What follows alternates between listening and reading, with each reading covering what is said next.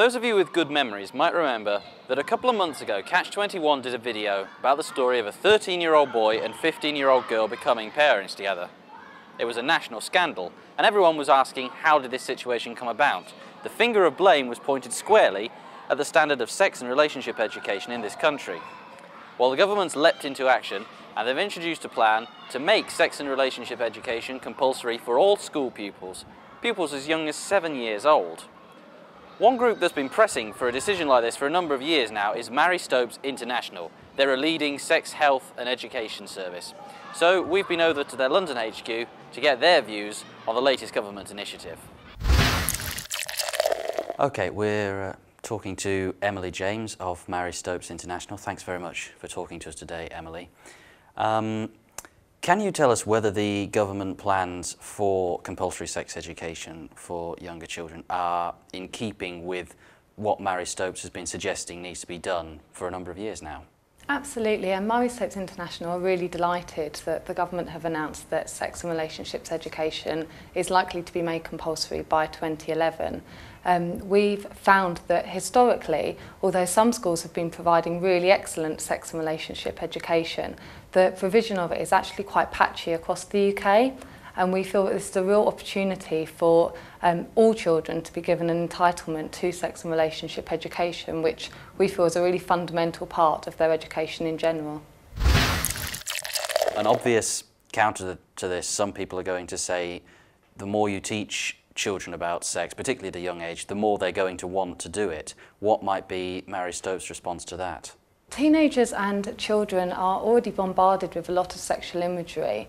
We know that teenagers, for example, play some computer games that might have sexual connotations to them. There might be sexual storylines in, for example, some of the soaps that teenagers like to watch. Stories about teenage pregnancy in Hollyoaks, for example. We feel that sex and relationship education is an opportunity for teachers to be able to demystify sex. I think it's also important that we concentrate on the relationship aspect of the PSHE proposals for sex and relationship education.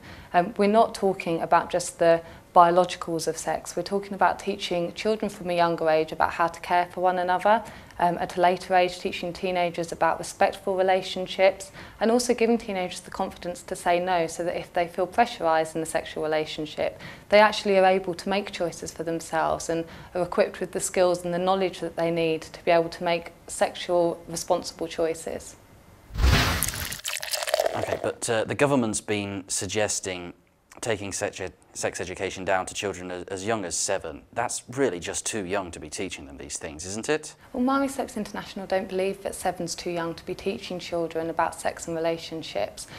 From a very young age, so for example, sort of 7 and upwards, teachers aren't going to be teaching younger children about actual sex. It's going to be very much about body parts, teaching children about the differences between boys and girls, and basically equipping them with sort of the knowledge that they need so that when they start to hit puberty a bit later on, it's not as scary or as shocking for them. The actual parts about sort of sex and contraception and sexually transmitted diseases, for example, won't come until much later on in the curriculum when they're old enough to be able to cope with that sort of information.